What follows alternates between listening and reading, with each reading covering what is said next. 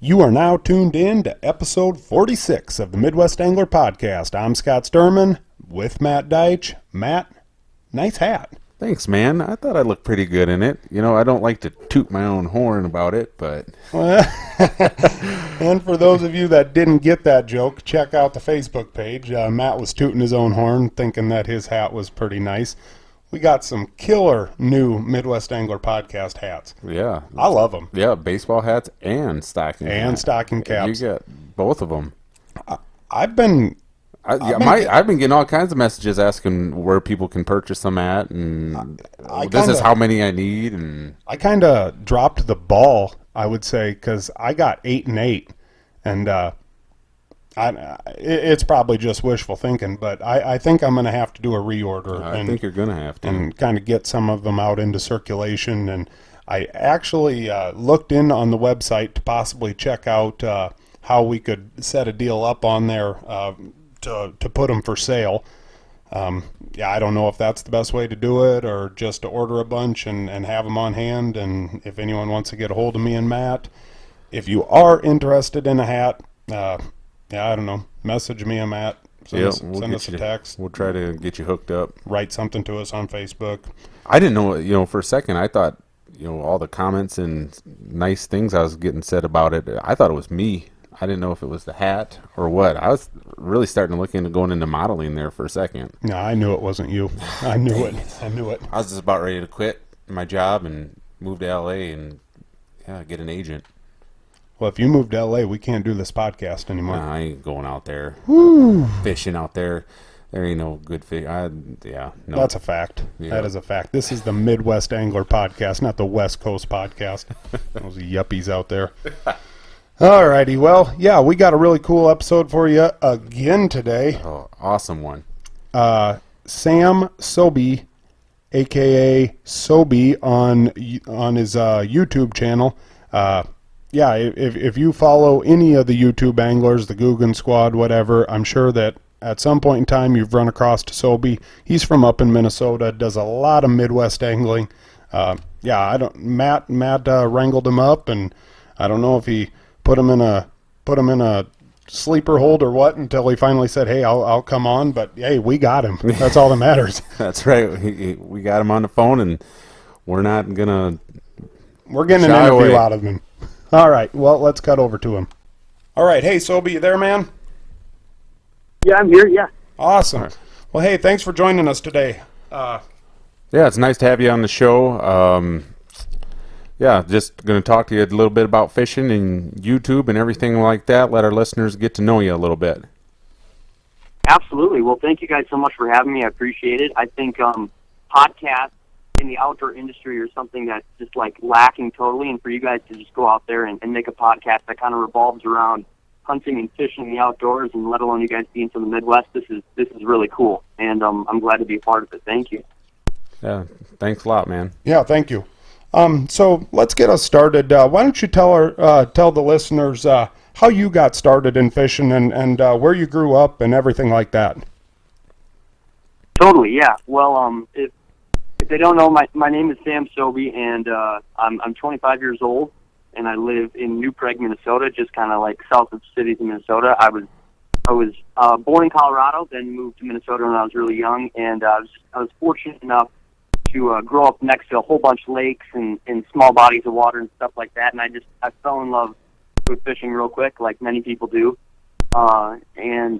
My parents weren't super into it. Like, they'd take me and stuff from time to time, and they'd kind of drop me off the dock or I'd just bike down, but it was definitely like my thing and my buddy's thing. So as far as like mentors and different things going fishing, we didn't have a bunch. It was just kind of one of those learn as we went with my buddies, and we fell in love with it. I guess from there we started kind of getting more into bass fishing, and started fishing some local tournaments growing up, and then I went off to college and fished tournaments in college, and from there just got super into filming and editing, and obviously all around fishing in the outdoors. So I just kind of combined the two of them, and now I do a bunch of filming and editing and fishing. Now, where did you go to college, and did you fish for a collegiate team? Yeah. I went to college at the University of Wisconsin Stevens Point, and I fished for them for 4 years, and that was a great experience. Like I got to travel all over. Like we went everywhere from Kentucky Lake to Hartwell, Kiwi. I mean, we went all over the country. A lot in Missouri, and just competed kind of on the FLW Collegiate Series and then the Bassmaster Collegiate Series, and that was really cool. Did you guys ever have any high finishes? Yeah, absolutely. I think we took top 5, I think like 3 or 4 times, and that qualified us for like the FLW College National Championship. So my partner and I, we competed in that, I think 2 years in a row, and we didn't do too well in that, but it was fun to just like go to the national championship, and that was a really cool experience. Oh yeah, for sure. A bunch of good anglers in college. Oh yeah. Now, you also did Team Yukon Outdoors. Were you a founding member in that? Yeah.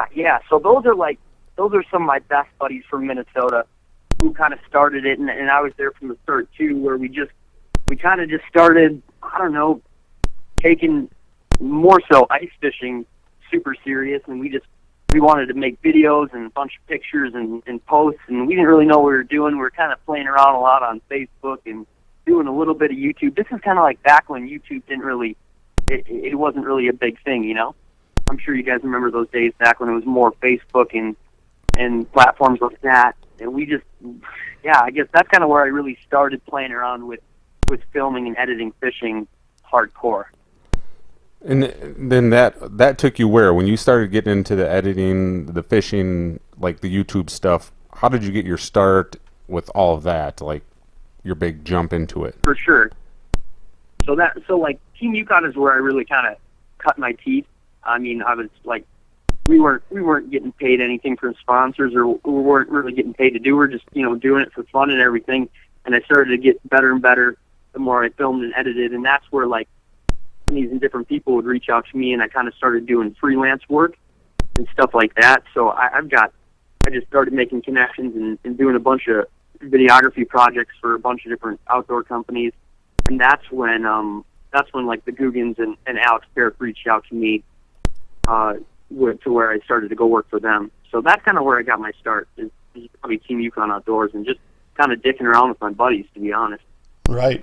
Now, I mean, I think it'd be fair to say that Alex Parrick and the Guggen squad as a whole are basically as big as it gets when it comes to fishing YouTubers. What did you do for them? For sure. So right away, Alex just hired me straight up to be like his cameraman and editor.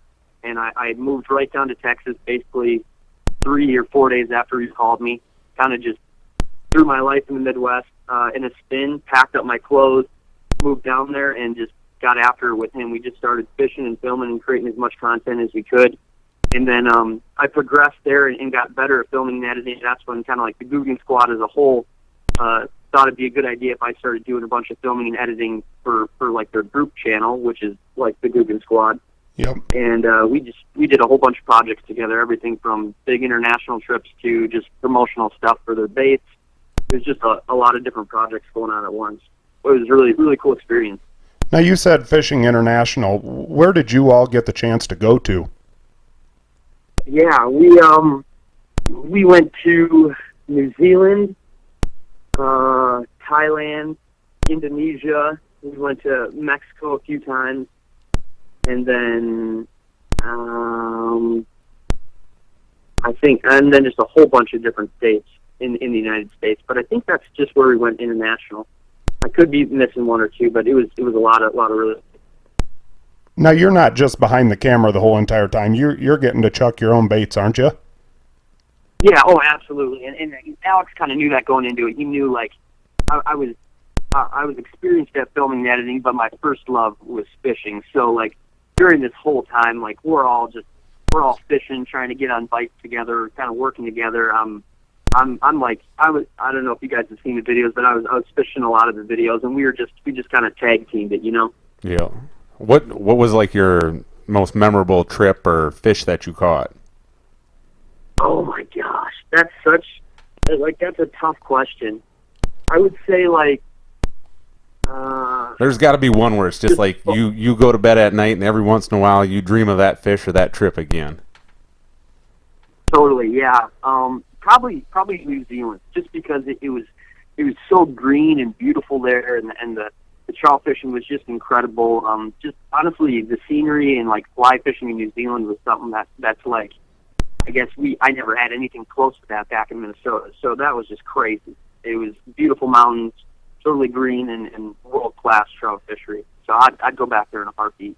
I bet. Nice. Now, what were some of the biggest takeaways from your time with the Guggen Squad? I know on your video where you talk about quitting your dream job and going out on your own and whatever, you talk about AP's work ethic. But, what else did you take away from that you feel has benefited you in your own channel? Totally. Oh, man. There's a lot. These guys, they were super headstrong on always creating content and just always creating. And not just the Guggens themselves, but like they had a couple other guys that I was working with to film and edit, like a guy like, if you ever heard of him.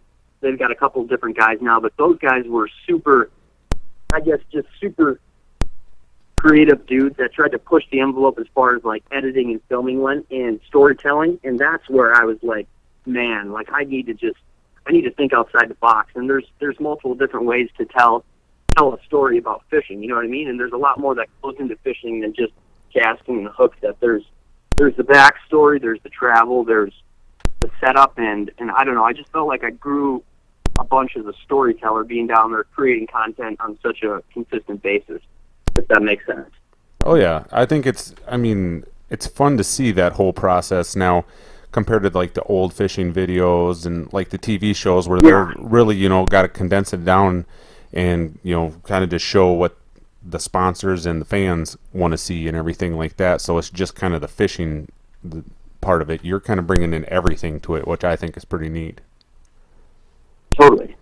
And I feel like it forms so much deeper personal relationship between like the person making the video and the viewers. You know what I mean? Like I grew up watching Al Linder and Jason Mitchell and all these guys, and I loved it, and I still love their shows. But I feel like I don't know anything about them personally. You know what I mean? Right. Yeah. Oh yeah. Like if you watch somebody on YouTube, you kind of like, you know who they are as a person. You know what they like to eat. You know what they like to do besides fishing. You know what kind of music they like to listen to. Like you know a lot more about them. As far as like TV goes, you just kind of like, you just get a short synopsis of those dudes' days. You don't really get to figure out who they are as people. And that's why I think YouTube's like a beautiful thing. Absolutely. Now, what finally made you decide, you know what, I need to get out on my own. I need to start the Sobi channel and do it myself. What finally was the last straw that it was like, hey, I'm going to do this? I just felt like I was in a rut creatively, and I wasn't growing as a fisherman. Like I said before earlier when you asked me questions, like my main love has always been fishing, right? Like as far as filming and editing goes, I love that and I'm obsessed with it, but my true love is fishing. And I just didn't feel like I was growing as an angler. I didn't feel like I was learning. I didn't feel like I was becoming a better bass angler. And I've got some dreams of my own that I wanted to chase. And I felt like I was kind of I was filming other people's dreams, if that makes sense. So I was like, you know what, I think it's the time I need to step out on my own and kind of make my own way. And I'm really excited that I did that. It's been going pretty good. Yeah, so like what are some of the goals of your channel? Absolutely. Well, I want to even though the channel is called Sobi and I'm like the host of it, I know so many different people and I've come in contact with so many different people that are so interesting. Like as far as fishing goes, like everybody's got a story, right? And I felt like when I was filming down there with those Guggen guys, it was more about just like their story every day, when I kind of want my channel to be more about the story of the people I come in contact with, right? Because there's so many different cool opportunities and things that people do that I think never like sees the light of camera, and that's kind of where I want my channel to go. Obviously, I want it to grow. I want it to get bigger and bigger and bigger, but I want to showcase a bunch of different anglers on my channel kind of as I go out through travels and stuff like that. You saying that reminds me of your buddy Logan. Obviously Logan wasn't dealt the greatest hand in life, but just watching him on your channel, the smiling and the catching of the fish and him giving you that wood plaque that he made. I mean, that was cool stuff, man. Dude, yeah, that was awesome. Logan's such a cool guy, and that's only what's shown on the camera. You know what I mean? Me and Logan have fished a bunch of other times after that where like we haven't filmed it or we just had really bad days. Logan's like drove to my house and we went creek hopping, and he's like, it's cool because I met him at like a fan meetup, and we fished the same lakes, and then from there on out we just kind of became really good buddies, and it's been a pretty awesome relationship. Logan and myself, yeah, we've got a lot more in common than you'd think, and it's really cool. And He's an awesome dude. You got him a job. Yeah. Dude, yes, like, so he originally, like, I know you guys, if you guys haven't seen the video, my buddy Logan, who kind of was dealt a bad hand in life, had a really tough time finding a job, and when it came to, like, him really wanting a job, he reached out to me, and he's like, Sobi, I need your help. Can you please, if you know anybody or if you have any family members that are hiring, I was like, no way, man, let's do one better. Let's just go on YouTube and find you a job. And, like, within less than 24 hours, the owner of Gander Outdoors gave him a call personally and hired him. And that was just, like, Logan was freaking out. I was freaking out. It was pretty awesome. That's just the power of, like, social media in a positive way coming to life. Yeah. Now, how hard is it for you to talk to the camera? Do you ever look back at your videos and it's like, man, that's not what I thought I was looking like? Or did you take to it pretty easy? Absolutely, yeah. There's so many different times where, like, I mean, every day is a toss-up. Nothing on YouTube or is, like, ever scripted or anything. So you're all just, like, flying by the seat of your pants. So, like, if I could make a video full of outtakes or just parts where I mess up, man, that could be a 14-hour video. How much, you've talked about it. We get to see the end product when we're watching your videos on YouTube. How much time goes into shooting like one of those episodes for The One or any of your other videos? Oh man, like as far as like if I do a series like The One, so much. Well, you got all that film that you got to go through and find like the clips you want to put in there. I mean, just the amount of content you got to go through to get what you want to put in there, and then to put it together. Right, like so much doesn't like hit the end edit.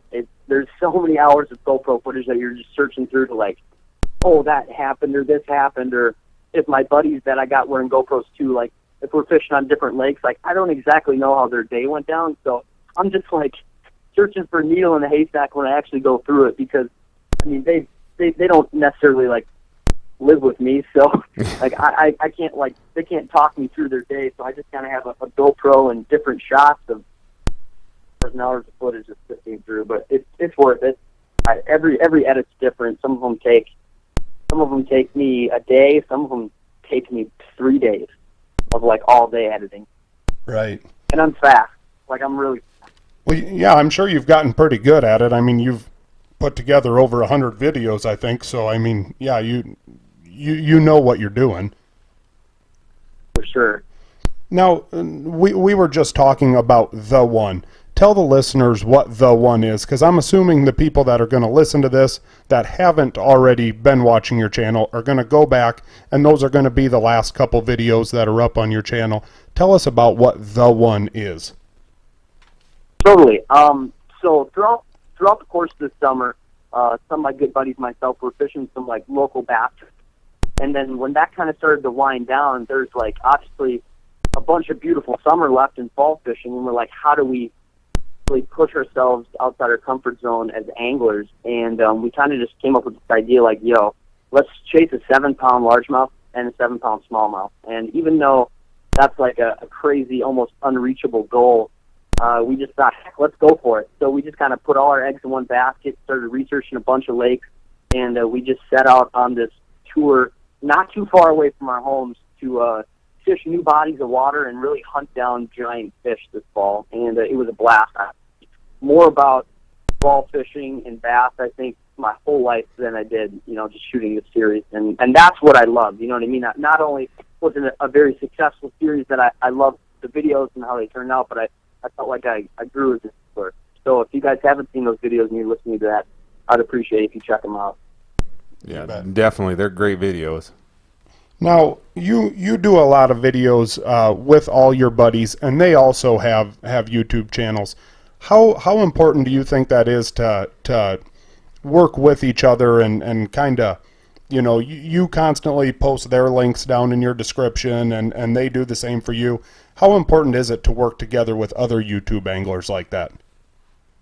Totally. I think that's extremely important, and that kind of goes back to like the Guggen Squad and stuff. That's kind of how they really blew up, is they were all pretty individually strong, but when they came together and started like collaborating with each other, that's when things really took off for them. So I feel like it's a formula that worked for them that I don't know if it'll work for my buddies and myself, but if it even works half that good, I would be pumped with. So also, like, I never go out of my way to like film with somebody for a collaboration. I normally just film with them because they're my good buddies, or Right. I just like them as a person, to be honest. So that's it's kind of like a give and take. You know what I mean? Yeah. Right. We're collaborating, but they're also like my best friends. Yeah, you guys would be fishing no matter what if you didn't have the camera or not. Totally. Now, another thing with your whole YouTube channel, you always use attention-grabbing titles. Like, I wasn't even sure last night when I logged on and was watching your last video, I saw that it said, fell from a tree stand from 30 feet. I was like, dude, we're supposed to have this guy on a show tomorrow. Like, I mean, is he going to be able to, But you know what I mean? And I know, all you guys, it's not just you, but, it's like most insane day on the water, or, got into an argument with somebody on shore or whatever. Like, I mean, can you tell on the videos that you post that have attention-grabbing titles, like, do the views just skyrocket on those? Like, YouTube is such a weird platform. If something does crazy happen, like say you caught your personal best bass and it was a 10-pounder, you would think like, man, like caught my PB bass, 10-pound bass. Like you think that one would just do crazy well. And sometimes those do like the worst. And then you'll post something random that it was just like you and some buddies fishing at a creek, and sometimes that'll do the best. It's always such a toss-up. But obviously, like, attention-grabbing titles and videos and concepts like that, they definitely help and work better. There's so much content out there nowadays on YouTube, not just fishing, but everything. So everybody's just kind of like, you gotta somehow put up a sign that says, you sell the best burger in town, so that somebody comes and buys one or checks it out. You know what I mean? If you just said bass fishing in Minnesota, somebody would click on it, right? Right. So it's tough. So let's get into the real the YouTube deal. Even 6 months ago, I never even realized that people were actually well, I guess not 6 months ago, but say a year ago, I didn't realize that people were actually getting paid to produce content for YouTube.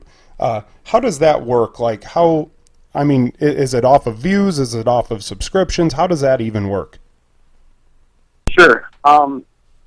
So you get paid through YouTube through Google AdSense, and that's like when your channel reaches a certain amount of subscribers. I think if you have 1,000 subscribers and so much watch time, then YouTube allows you to monetize, and that means you can put ads within the videos. Like, you don't get to choose which ads play in your videos or anything like that. Like, it could be a shampoo commercial, or it could be a beer commercial. Like, I don't choose that, but I do get to choose, like, the times they go in. So I can choose for there to be an ad at the beginning of a video, ad at the middle of the video, ad at the end of the video. And depending on how many views that gets, that'll depend on, like, how much you get paid. So, yeah, I don't really know what it comes down to. It all determines, too, like, how the viewer interacts with the ad. So maybe, like, if an ad pops up and they watch the full ad, then maybe the creator gets paid 3 cents. And if the ad comes up and you skip it after 5 seconds, the creator gets paid like 2 cents. Those aren't exact numbers, don't quote me, but that's kind of like the breakdown of it. Okay. Oh, okay. I was wondering about that. So when it comes down to it, it doesn't necessarily matter about subscribers. It matters about views as far as money goes. Right. Now, I mean, I believe you're somewhere like at 35,000 subscribers. Yeah. And it's none of our business what you get paid. We're not asking that. But I know that you've also got some companies that have come on board with you and helped you out. What are those companies that are helping your channel go? For sure. So I've only really worked with a few different companies, and that's just because I get hit up from companies all the time, but I really pick and choose the companies I want to work with, because that was always like what I wanted to be kind of the backbone of my channel. I wanted to promote stuff that I truly like and I truly use and I believe in, and obviously, like, that's tough as soon as people start sending you offers. But I really think if you stick with that method, it'll come around and it'll be good. So right now I work with Blackfish Gear, and that's a apparel company. It's performance gear, it's bibs, it's jackets. They helped me out with the 1 Series a bunch, and I couldn't have like rented the lenses I could have if they wouldn't have helped out. I also work with All Terrain Tackle. Besides that, Bobbin's Rods I do a little bit of work with. I love those rods. And then I've got a few different sponsors that I'm still kind of working with and talking with for this winter that could be really huge. I'm not going to say them now, but I'm really, hopefully they work out. You bet. Now, are we going to see you in a clam shack since you're in Blackfish open water gear? Are we going to see you in a clam shack and ice armor gear, or is that just an open water deal? I have no idea. Right now, it's just an open water deal. I'm still working out a bunch of different deals and meetings with winter companies right now. But yeah, right now I guess I'm free agent on the open market. Speaking of ice fishing in winter, like what are the plans for the YouTube channel? The one, is that still going to be going as far as ice fishing goes, or is that going to be put, to the side for a while, or? No, the one the one's kind of over now. I'm gonna stop that just now that fall fishing is wrapping up. Right. I'm gonna kind of hit bow hunting a little bit hard, and then from there I'll transition into winter, where I've got some really big plans and trips planned for this winter, that some different series and some different concepts I kind of want to try out, and I'm really excited. I'm not going to give them away. But I'm really excited for winter. Do you guys do a lot of winter fishing where you guys are from? Oh yeah. Yep. Yeah, we ice fish Okoboji quite a bit. We like to every once in a while go over there. We have yellow bass over here. It's kind of an invasive species the last few years, but we love catching those things, and there's no limit on them, and we like to go over there some days and just see how many we can catch. And is that on Okoboji, or is that on? That's on Okoboji. Yep, Okoboji. Okay. Yeah. Don't hesitate to come down here and make a video on it. Oh yeah. Absolutely. I've fished for yellow bass once before on Clear Lake. Yep. Clear Lake, Iowa. Yep. Yeah. And Okoboji can be fun. Not only are they fun to catch, they're crazy. They're like super good table fare. So I'll definitely be down there. Now, do you do a lot of cooking of fish? I mean, I know that I would say you're predominantly a bass fisherman, but you obviously get out enough. You cook fish quite a bit.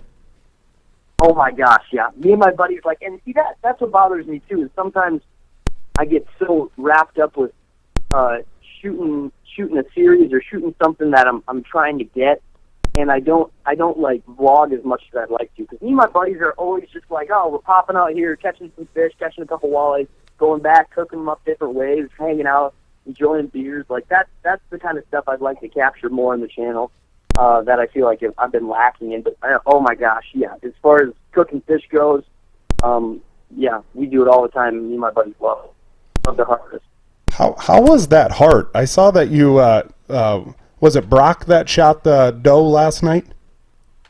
Yeah. How was that heart? I saw that you guys pan-seared up some heart, and I've never eaten deer heart. So good. You've never had heart? I've never eaten deer heart. Oh man. No, I feel bad for saying it, but I never have. We're gonna get you eating some. You gotta have it. It's super good, especially when it's just like it's fresh. You know what I mean? It was fresh out of the deer that evening. He cut her right up. It was like a nice young, 2 or 3 year old doe. It was awesome. You don't need to do much with it. we just cooked it in a cast iron pan with some oil and a little bit of butter, a little bit of Lowry's, and it's money. You can't mess it up. It looked good. Yeah. I'll say it that. is. Yeah. Now, outside of YouTube, Sobi, what are some of your favorite places to fish, and what are some of your favorite species to go after? Totally. I didn't get to do it much this year, but I also love catfishing. Oh, yeah. I love fishing out at the river. I don't know, you guys do catfishing down by where you guys are? We do a little bit, but not a lot. We don't have catfish like you guys got up there. I mean, we do, but we don't have any super big rivers right close to us.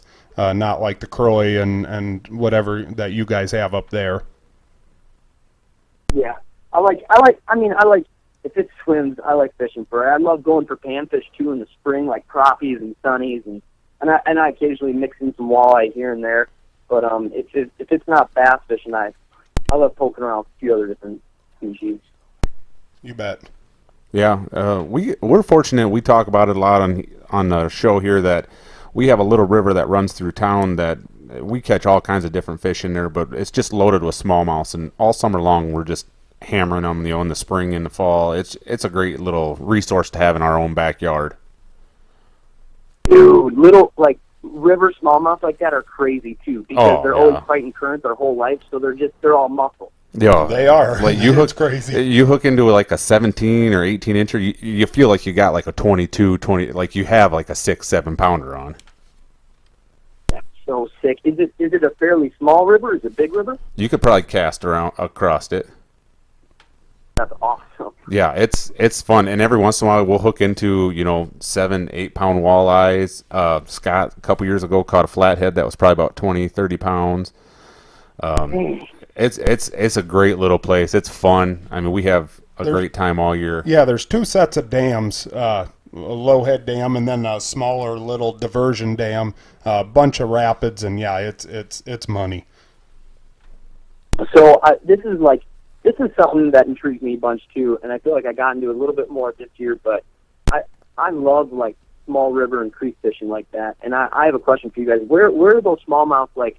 Are they hanging out more by the dam spillways, or are they like kind of in eddies just by the rapids, or are they like more in deep pools that are kind of eddies? Like where are you guys catching them the most? We don't have a lot of deep pools in our river. We find them just in little eddies. Also, like right up in the rapids sometimes, you just cast up there. I mean, we throw a lot of twister tails, been throwing a lot of tubes the last few years, and I mean, we just hammer them. Do you feel like they're positioning different, like between like spring, fall, or summer, or are they kind of like in the same spot in these rivers every time? The river levels can fluctuate so much. I mean, and especially these last couple of years. Earlier in the year when the river was a little bit higher, I mean, you'd cast 3 foot off the bank and they would hammer it. But I wouldn't really know how to answer that question completely. I think right now it seems like them transitioning to fall. It seems like they're not up along the shore like they are during the summer and in the spring, obviously with the spawning and everything. Right now it seems like they're chasing a lot of minnows out in the kind of the faster water at times, I suppose, feeding up for the winter time. Cool. Very cool. All right, Sobi, before we let you go, if you just want to plug your YouTube channel and tell people where they can find you on social media and whatever else you're active on. Absolutely, yeah. My YouTube channel is just Sobi, S-O-B-I. If you type in Sobi or Sam Sobieck, it should pop up. And then my Instagram is just Sam Sobieck as well. So I appreciate it. Anybody wants to check it out. And I really appreciate you guys having me on here. Thank you so much. There's not too many outdoor podcasts out there, at least that I've found or I listen to. So I really appreciate you having me on here, and I wish you guys the best of luck, too. Make sure you go subscribe to these guys. Yeah. Thanks a lot. And the people that are going to Sobi's channel on YouTube, hit that little subscribe button. Hit the bell so that it sends you a notification when it's all said and done, or once he posts a video. And, that definitely help him out tremendously. Thank you so much. I appreciate it. Hey, Sobi, let the adventure begin. Absolutely. Stay tuned. You won't be pissed. All right. Thanks a lot, Thanks, man. Thank you so much. You guys have a good rest of the day. You too. See ya. And there he goes, Sam Sobieck, a.k.a. Sobi on YouTube. Go check him out. Excellent Midwest angling content. Yeah, for sure. I mean, it's nice to see some of the areas that you're familiar with Yeah. on those videos and stuff. At least you know what they're talking about. Right. And I mean, like he said, he comes down here to Clear Lake in Iowa. He knew Okoboji when we were talking to him about that. I'm Right. sure he hits up South Dakota, North Dakota. Any of our listeners up in Minnesota probably can watch his videos and know exactly where he's at. Well, I don't know. I guess land 10,000 lakes, but yeah, whatever. I mean, he's fishing the same spots we're fishing. Let's put it that way. Yeah, and putting great content out there. Definitely check out all of his videos that he's done. One of the cool things about it is a lot of times I'll ask my students before they leave the gym for the day, I ask them what they want to be. And this year I've had a lot of kids like say, I want to be a YouTuber. And it's just like, a YouTuber? Now I was like, oh, okay, yeah, they're like, you know what that is? I'm like, I'm not that old, but it's like, yeah, I know what a YouTuber is. It's not out of the question. Like, Right. That's the crazy thing. And like one viral video, and all of a sudden Darren Troseth, I mean, our guest from last week, after he caught that sturgeon, put that video on there, and I don't know that he got 35,000 subscribers like Sobi has, but I mean, you get a couple videos like that, and all of a sudden your Right. channel really starts getting some traction, and it's not crazy. It's really not anymore. The thing is that he's put in his time behind the camera, doing the videoing and the editing. He's probably done that for a long time, and he knows the ins and outs of it and everything. So, I mean, if you're younger, you're wanting to figure out how to do that stuff, there you go. Start getting into that. Go to school for some of that stuff. Yeah, we should have asked him what he went to school for. Right. I bet marketing. Probably something along that line. He seemed like a guy who understood the business aspects of marketing. Right. I got to ask you, Matt, if you were going to start up your own YouTube channel today, what would the channel be called? Oh, man. I don't know.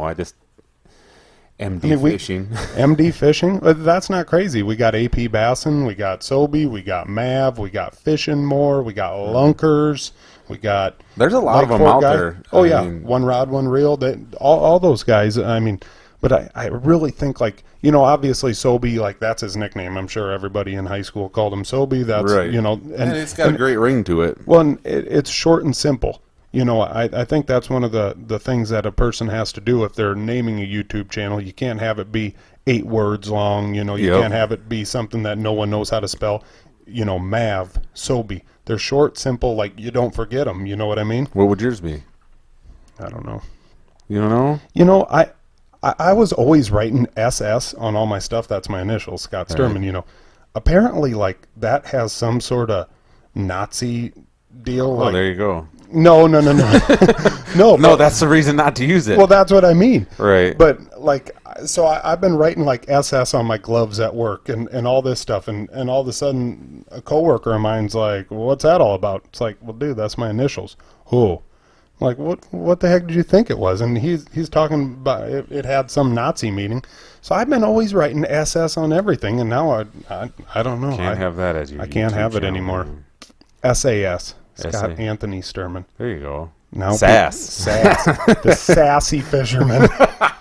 That's the one. That's it, right? I'm going to you- start calling you that now. You call me sassy, and I'll sassy freaking break your fisherman. nose. Scott, the sassy fisherman, Sturman. Gosh, you're the one that was caressing fish last week. Hey, you got to do it, man. You have to. I haven't. I have not ever. Even if there was a fire. I mean, what would Stu's, the noob? That It would just be Stu the noob. Well, Stu Pock. The Stupac. Then we got Jeremy K. Yeah, Jeremy K would just be Jeremy K. Like, he's not anything flashy. Jeremy K is K35 or something like that. Yeah, Jeremy K 35. No, I don't know. I don't know, but I think it's a growing thing. I mean, it's cool. I love it. It's really neat to be able to have all the fishing videos just at the click of a button.